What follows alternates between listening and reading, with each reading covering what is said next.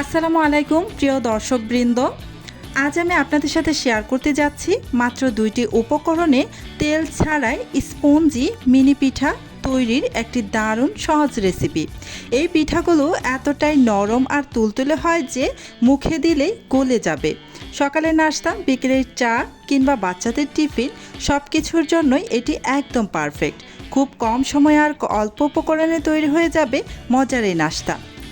প্রথমেই একটি বাটির মধ্যে নিয়ে নিলাম মেজারমেন্ট কাপে মেপে 1 কাপ পরিমাণ ময়দা, আর সাথে দিয়ে দিচ্ছি মেজারমেন্ট কাপে মেপে 1/2 কাপ পরিমাণ সুজি। 1 কাপ ময়দা আর 1/2 কাপ পরিমাণ সুজি। এবার এখানে দিয়ে দিব আমি ইস্ট 1 চা চামচ পরিমাণ।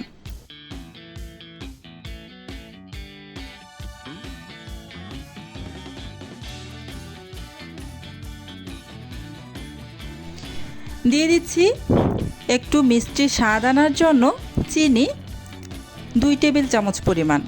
চিনির পরিমাণটা আপনারা চাইলে এখানে আরও 1/2 টেবিল চামচ পরিমাণ কমও দিতে পারেন। দিয়ে দিলাম স্বাদ অনুযায়ী লবণ। এবার এই সমস্ত শুকনো উপকরণগুলো একটি চামচের সাহায্যে ভালোভাবে মিশিয়ে নিচ্ছি। এই পর্যন্ত যারা আমার ভিডিওটি দেখতেছেন প্লিজ আমার ভিডিওতে একটা লাইক দিয়ে দিবেন, আর আমার চ্যানেলটি যদি আগে থেকেই সাবস্ক্রাইব করে দেওয়া না থাকে প্লিজ আমার চ্যানেলটি সাবস্ক্রাইব করে পাশে থাকা বেল আইকনটি অন করে রাখুন। এতে করে যখন আমি নতুন কোনো ভিডিও আপলোড করব তখন সাথে সাথে আপনার ওখানে নোটিফিকেশন পৌঁছে যাবে।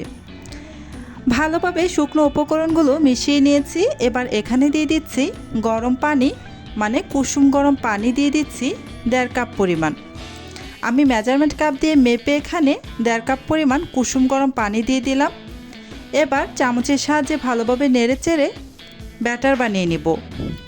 আমার এখানে মোট 1.5 কাপ পরিমাণ পানি লেগেছে, আপনাদের ক্ষেত্রে এখানে আরও কম বা বেশিও লাগতে পারে। এই যে খুব ভালোভাবে আমি স্মুথ একটা ব্যাটার তৈরি করে নিয়েছি। ব্যাটারটা এমনভাবে তৈরি করে নিতে হবে যেন ব্যাটারের মধ্যে কোনো লাম্পস না থাকে। এই যে দেখতে পাচ্ছেন ব্যাটারটা কিন্তু খুব সুন্দরভাবে আমার রেডি হয়ে গিয়েছে, আর ঘনত্বটাও দেখে নিয়েছেন কেমন হয়েছে। এবার ঢাকনা দিয়ে ঢেকে রেখে দিচ্ছি প্রায় 45 মিনিটের মতো। ফিরে আসছি 45 মিনিট পর। এই যে প্রায় 45 মিনিট পর ঢাকাটা সরিয়ে নিয়েছি, আর দেখতেই পাচ্ছেন ব্যাটারটা কি সুন্দর ফুলে ডাবল হয়ে গিয়েছে। এবার এই ব্যাটারটাকে আমি একটি গোল চামচের সাহায্যে নাড়াচাড়া করে এর ভেতরে থাকা বাতাসটা বের করে নিচ্ছি। ভালোভাবে নাড়াচাড়া করে ভেতরে থাকা বাতাসটা বের করে নিতে হবে। যেহেতু এখানে আমরা ইস্ট ব্যবহার করেছি সেই জন্যই এভাবে ফুলে ডবল হয়ে গিয়েছে। এই যে ভালো করে আমি নাড়াচাড়া করে এর ভেতরে থাকা বাতাসটা বের করে নিচ্ছি, আর ব্যাটারের ঘনত্বটা দেখতেই পাচ্ছেন এ পর্যায়ে কেমন আছে। চলুন এই মিনি পিঠাগুলো আপনাদের এবার বানিয়ে দেখিয়ে দেই। প্রথমে চুলায় একটা প্যান বসিয়ে দিয়েছি। প্যানটা গরম হওয়া পর্যন্ত অপেক্ষা করছি। খুব ভালোভাবে গরম করে নিতে হবে, তবে চুলার আঁচ একদম লো আঁচে রেখে তারপর কিন্তু গরম করে নিতে হবে। খুব বেশি আঁচে দিয়ে গরম করে নেওয়া যাবে না। চুলার আঁচ একদম লো আঁচে রেখে তারপর প্যানটাকে ভালো করে গরম করে এখানে আমি খুবই সামান্য একটু তেল দিয়ে ব্রাশ করে নিয়েছি। এই প্রথমবারই যা তেলটা ব্যবহার করলাম খুবই সামান্য, পরবর্তীতে কিন্তু আর এখানে আর 1 ফোঁটাও তেল লাগবে না। এবার একটি গোল চামচের সাহায্যে ব্যাটার নিয়ে প্যানের মধ্যে ছোট ছোট করে দিয়ে দিচ্ছি। আপনারা ভিডিওতে দেখে নিশ্চয়ই বুঝতেই পারছেন আমি কিভাবে কাজটা করছি।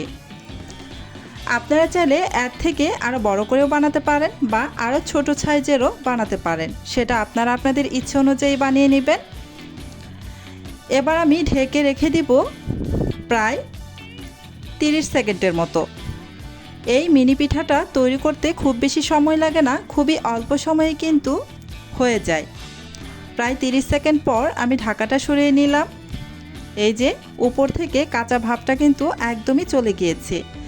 এ পর্যায়ে আমি এই পিঠাগুলোকে উঠিয়ে নিব।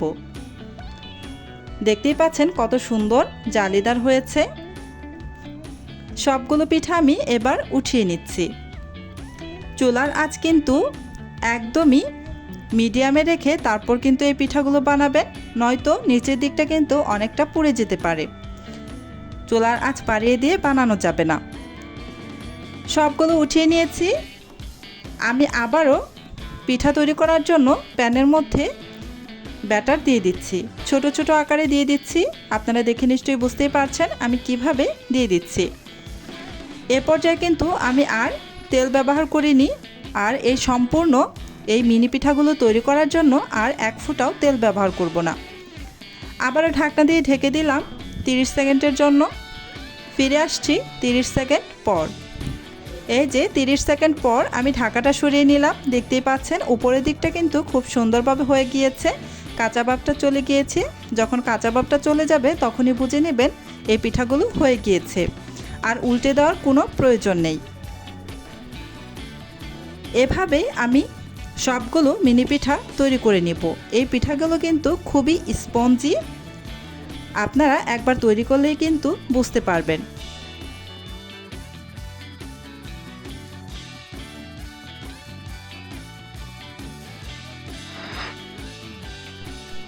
দেখলেন তো কত সহজে তৈরি হয়ে গেল অল্প উপকরণে তেল ছাড়াই স্পঞ্জি মিনি পিঠা। আশা করি রেসিপিটি আপনাদের ভালো লেগেছে। এই নরম তুলতুলে পিঠাগুলো মধু, খেজুরের গুড়, চকলেট সস, জ্যাম কিংবা 1 কাপ গরম চায়ের সাথে খেতে সবচেয়ে বেশি মজা লাগে। আপনারাও বাসায় বানিয়ে দেখুন এবং কেমন হয়েছে তা কমেন্টে জানাতে ভুলবেন না। ভিডিওটি ভালো লাগলে একটি লাইক দিন, প্রিয়জনদের সাথে শেয়ার করুন এবং এমন আরও সহজ ও সুস্বাদু রেসিপি পেতে আমার চ্যানেলটি সাবস্ক্রাইব করে বেল আইকনটি অন করে রাখুন। আপনাদের ভালোবাসা ও সমর্থনই আমার এগিয়ে চলার অনুপ্রেরণা। সবাই ভালো থাকুন, সুস্থ থাকুন। আবার দেখা হবে নতুন একটি মজাদার রেসিপি নিয়ে। আল্লাহ হাফেজ।